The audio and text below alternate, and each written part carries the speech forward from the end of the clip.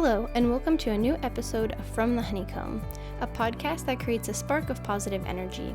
Here we discuss all things architecture and design, to travel, exploring Vastu Shastra with a modern approach, and I'll be connecting with other like-minded women to share their story. I am your host, Katerina, and welcome to From the Honeycomb. Welcome to the second episode in the Woman in Architecture series. Today's episode is with Toke, an aspiring architect from Atlanta, Georgia. We discuss the path that has led her to work at the firm she works at now, from stepping back from the industry for a few years, and what it was like to return to the world of architecture after taking her first architecture exam and passing. Toke, welcome to From the Honeycomb podcast and the special Woman Architecture series for the month of October. I am so excited to have you today. I am happy to be here. Surprising how you even found me, but this has all been a good progression, so I'm really happy to be here. Oh, thank you. Yeah, I know we'll definitely talk about how I found you on Instagram for sure.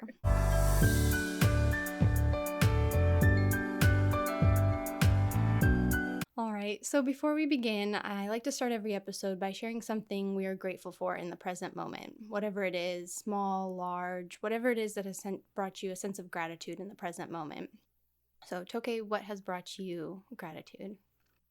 I am basking in the gratitude of going back to somewhat of my architecture roots.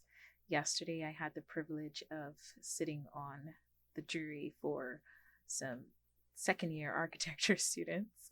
And wow. It was the second time that I've done it, but I think I felt a little different sitting there yesterday because I was a lot more knowledgeable about the subject matter that they were discussing. It was very sentimental after the jury because I just looked back and I remembered standing in that same position probably about 10 years ago, and I've been basking in that gratitude for about 12 hours now. So I'm really grateful for seeing the progression and being able to fill in to spaces that I was in previously.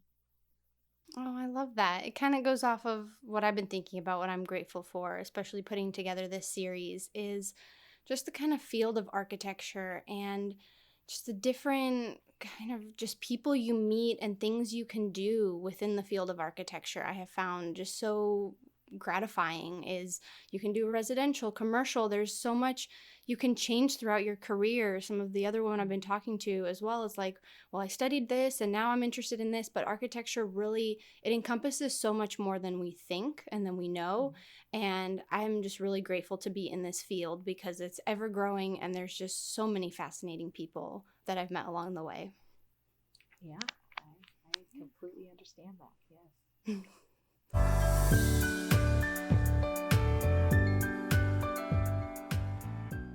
All right, so let's dive into the episode. I'll start kind of how I found you, and then we can dive into your I'm sure you're curious. I'm sure the listeners are curious. So one day, about probably 2 months ago, I was just kind of on Instagram, and I decided to go under the search, kind of see what else is going on, let the algorithm kind of show me what I want to look at in this moment. I was like, you know what, let's see what I find. And somehow I ended up looking up, there's Joanne from the Women's Architect Collective. I don't know if you follow her. She just had a profile on NCARB. She will also be on the episode. She'll be starting out the series. So I started following her, and then through seeing who likes posts and who comments and like, oh, suggestions, your profile ended up popping up. And I started looking at some of your videos, your posts, and it really just resonated with me because you do your site visits. I had been to some site visits that day, and I was like, this is something like you make architecture look so fun and so interesting. And you also show it from a perspective that's different than what I think a lot of people would think, especially with the site visits. I know you did, I was kind of looking through your feed today. You were staking out the property for a house yesterday.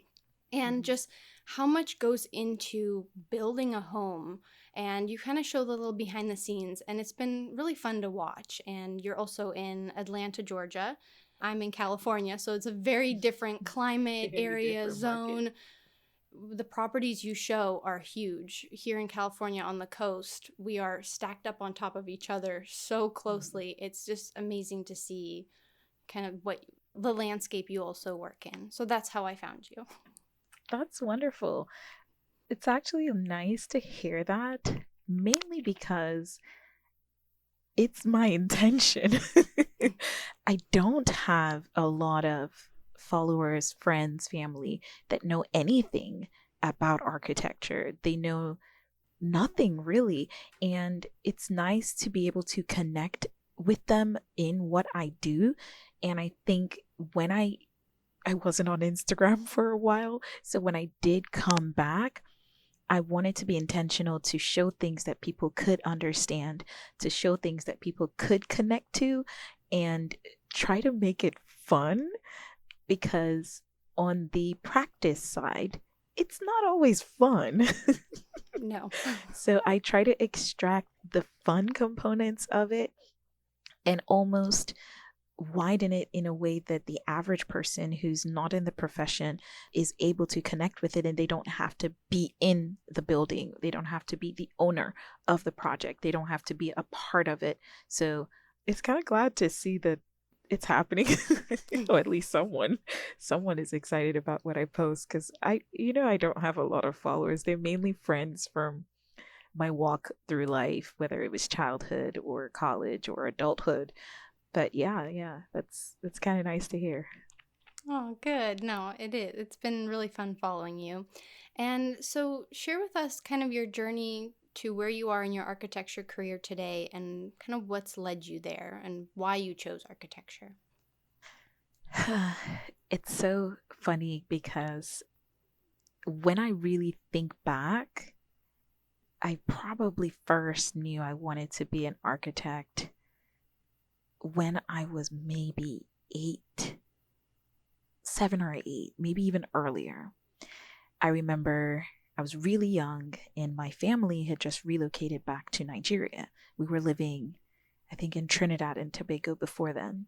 So we moved back to Nigeria and my parents were looking to build a house. So they hired an architect. I think, actually, no, one of my uncles was an architect. And I think he made a model. So he made a physical model.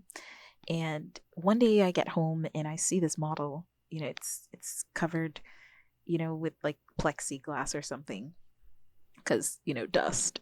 Mm-hmm. And I just remember staring at it all the time, coming back, looking at it, looking at the windows, looking at the doors, and I was like, I want to design houses. So I think that was the beginning of it. At that time I didn't even know what an architect was, but I knew I wanted to design houses.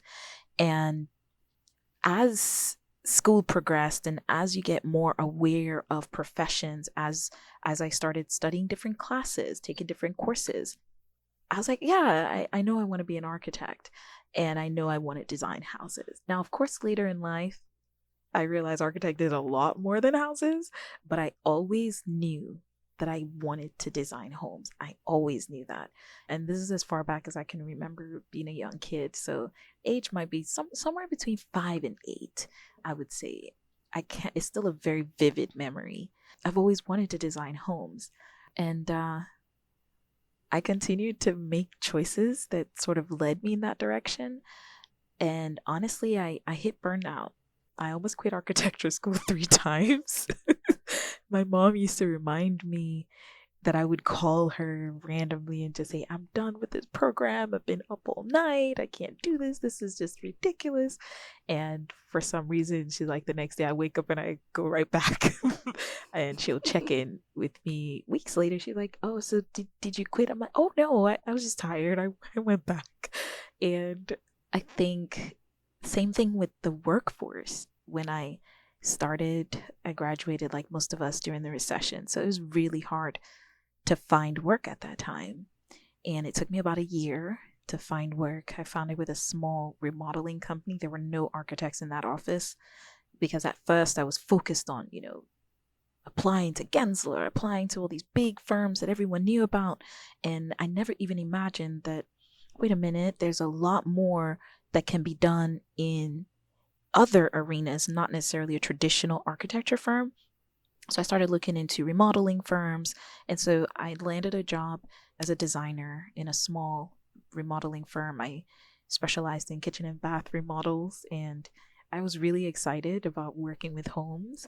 But as years went by and I matured, I realized it wasn't really going to get me in the path of architecture, working in, the remodeling industry. But I loved it. And with time, I'm like, you know what? I need to go. I need to get my IDP. I need to do this. Well, then it was called IDP. Now it's Mhm. called like AXP or something. Yeah, that's like the And internship hours, right? yes, and you can't do that if you're not in a firm or if you're not with architects. So eventually I switched and I went into a traditional firm, and it wasn't for me. Mm. Needless to say, it just wasn't for me. It was actually what detoured me from the profession. I quit. I barely made 3 months. Wow. I was ashamed to say that before, but I think I was burnt out. It was very monotonous. It was very unexciting. It was too rigid, and I wasn't designing homes. And I think I lost that connection that I loved, and I left the industry. I went off and I started doing events. I was able to express myself in planning and project management and designing. And I did that for a few years. And then the pandemic hit. Well, a lot of other things actually. I left that industry a few months before the pandemic, but 2020 was sort of another turning point for me. And I remember connecting deeply with my spirituality side, and I prayed and I said, look, I need a sign. I'm going to study for one exam.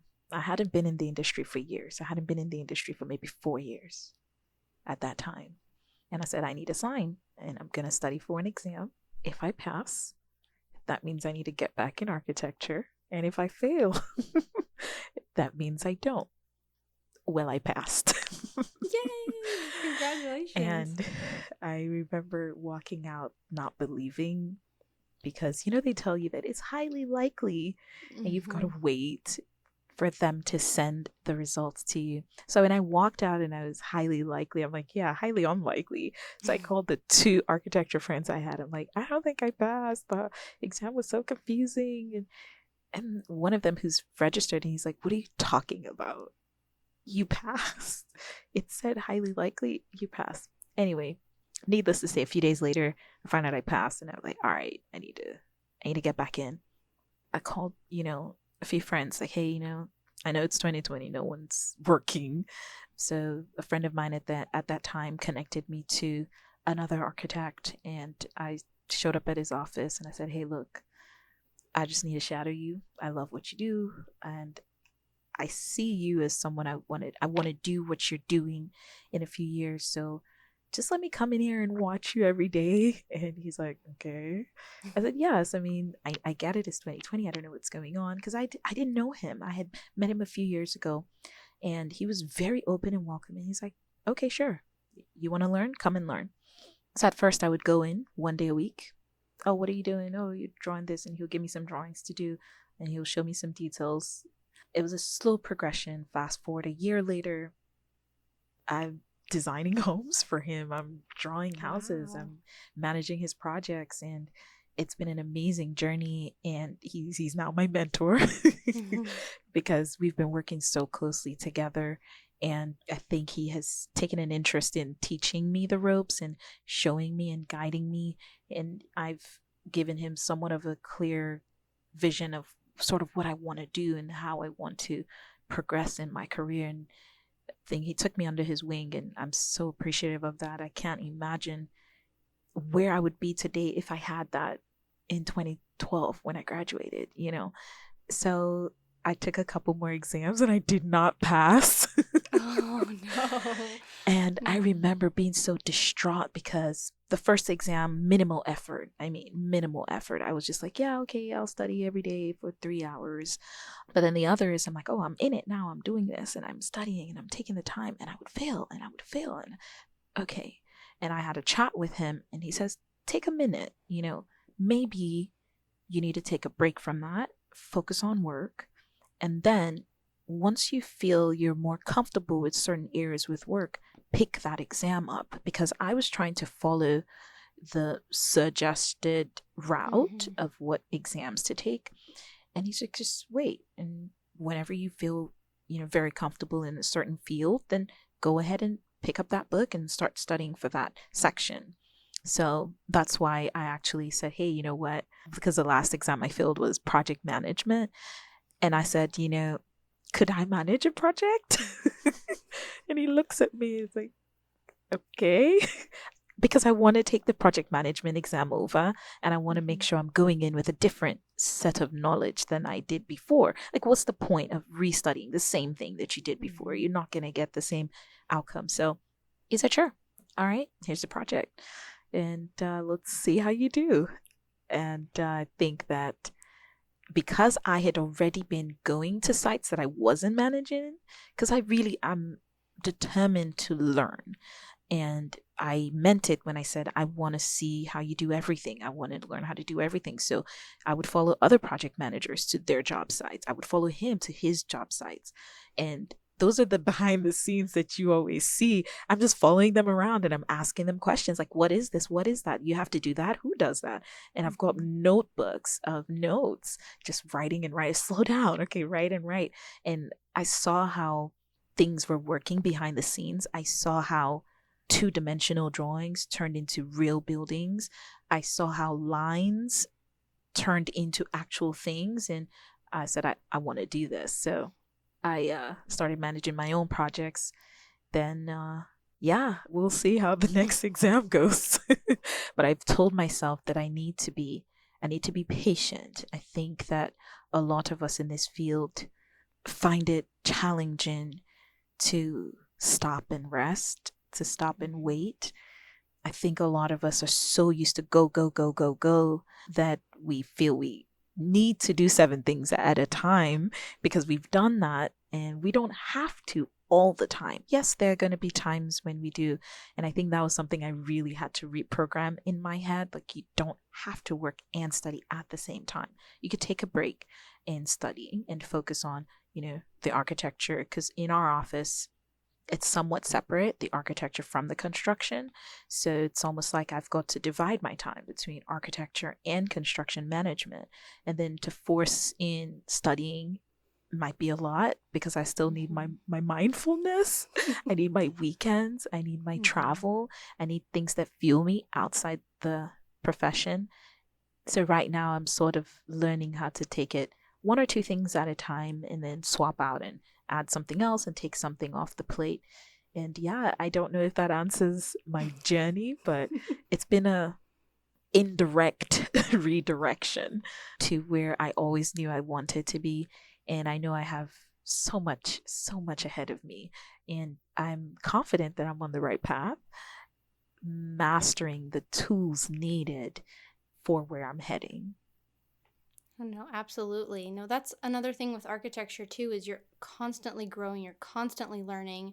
And to kind of tie back in those exams, because I just passed PDD. That was my last one. I'm ready to get started. Congratulations. Thank you. It was a long journey. I think it was about 3 years, passing, failing. So I completely understand where you're at. And it is kind of hard when going back to when you talked about your failing project management, but yet that's what you're doing every day. That's what someone's paying you to do. That's what someone is trusting you to do.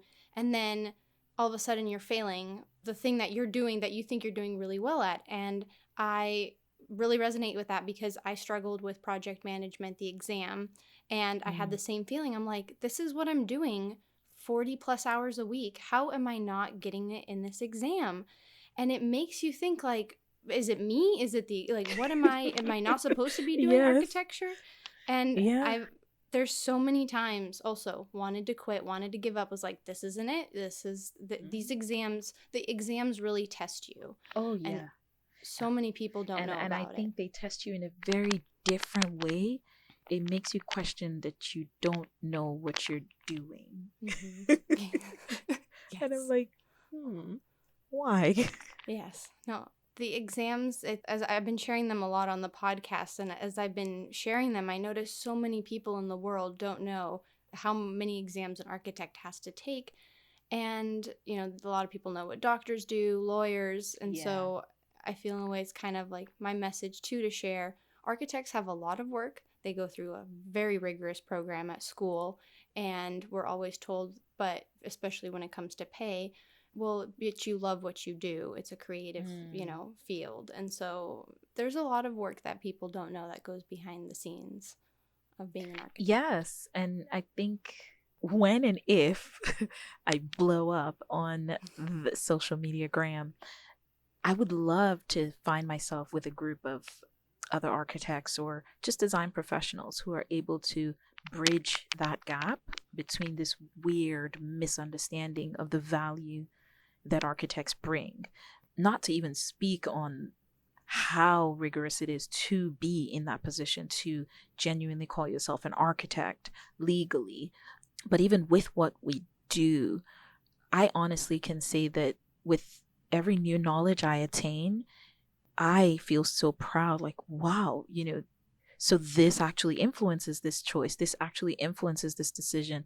Everything is intentional. Ironically, we talked about it in the review that we had yesterday with the second year architecture school students. Someone kept saying, "Oh, it's not functional, or it's not used, or it's not needed." And we're like, "No, everything is intentional. You just might Mm-hmm. not have figured out what its intent is, but trust me, if an architect designed it, there is an intent behind that move." That is so perfectly said. I love that. It is so true. There is.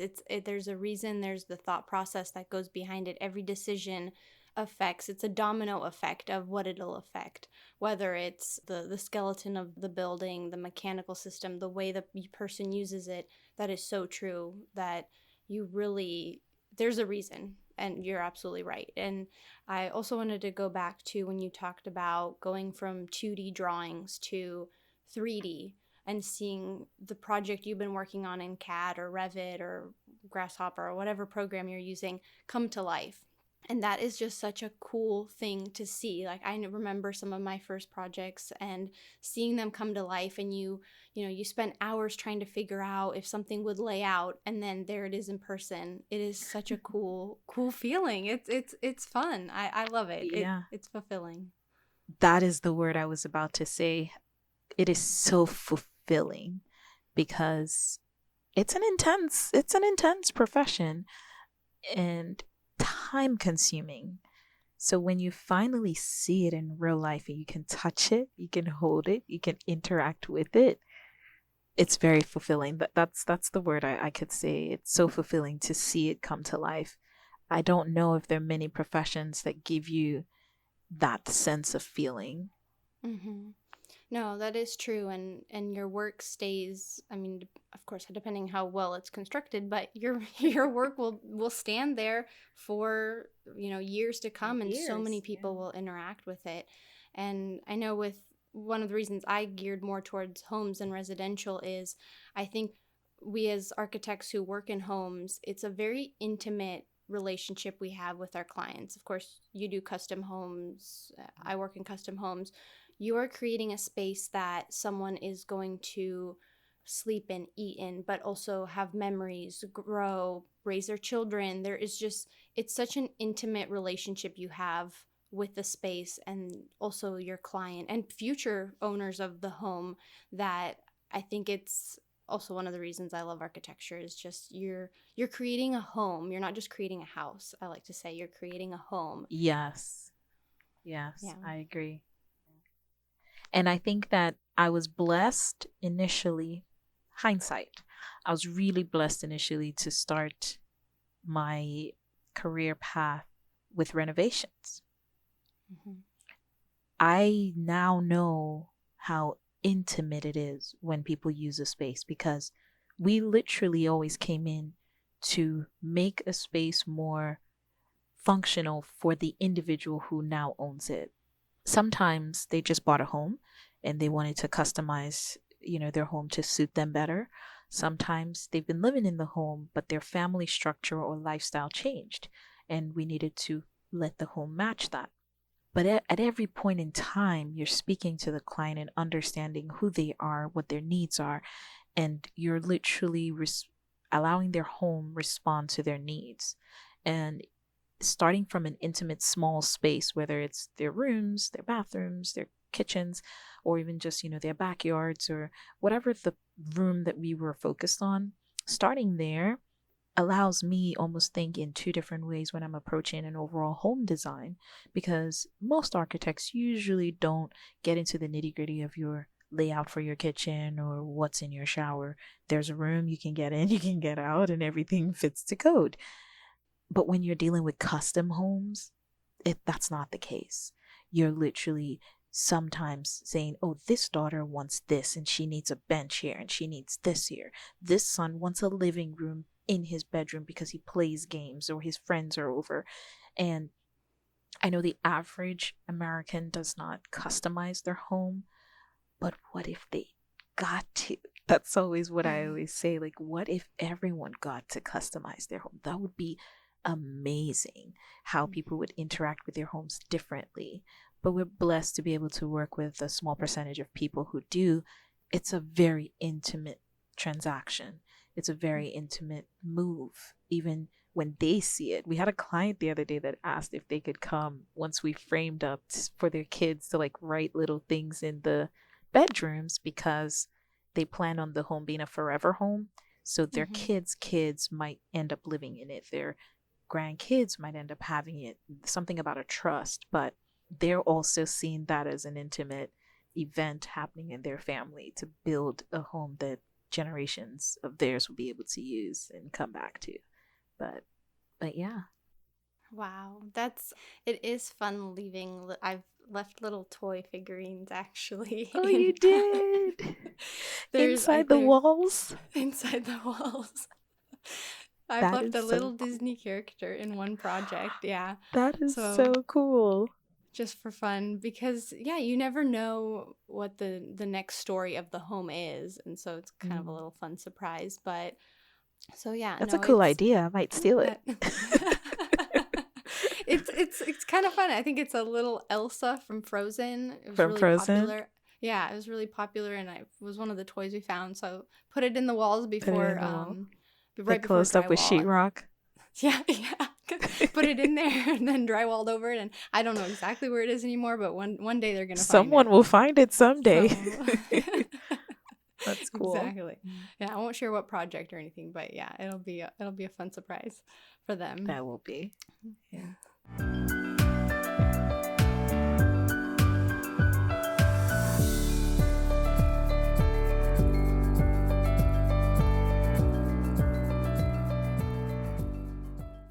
When I think about my journey, honestly, the main thing that I will share with others and hope they take away from this is, one, every journey is unique. I don't know about most, but I know that at least a lot of people that I went to school with and studied architecture with have a preconceived notion of what that path needs to be. You go to school, you graduate, you get a good job, and work there a couple of years, be registered, and then boom, boom, boom, associate, whatever, maybe 15 years, you start your own firm. Who knows? But one thing I do realize now more than ever, as unique as we are as individuals, there is a plethora of options of how we determine that journey. And I have learned to focus on the actual journey and not the destination. So many things we're taught in school allows us to have the opportunity to be in so many other aspects of, let's just say, careers or life. Some hobbies of mine turned into a profession because it was just something I was good at or had insight in or enjoyed doing. And that's okay.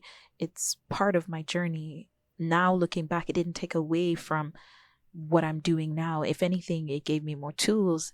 It taught me a lot of customer service. It taught me a lot of design principles.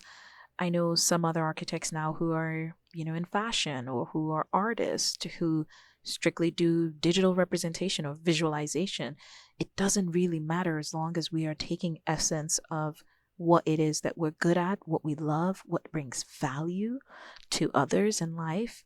So regardless of what that destination is, I think it's more important to look at the journey of how you get there, the people you meet along the way, the skills you acquire, and the value that you leave in that, in your clients and your coworkers and your trades, and really just with people.